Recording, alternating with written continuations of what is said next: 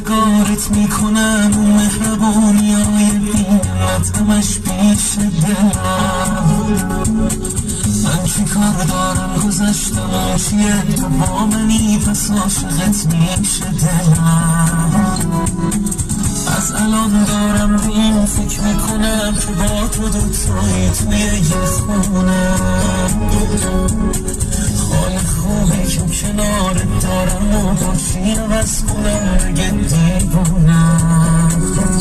بیا بکن منو حافظم و با خاطرات از خواب بلند شب صبح هر روز ماه صدات هر جا که میشینی بگی که با منی قربون خط گوشه خط.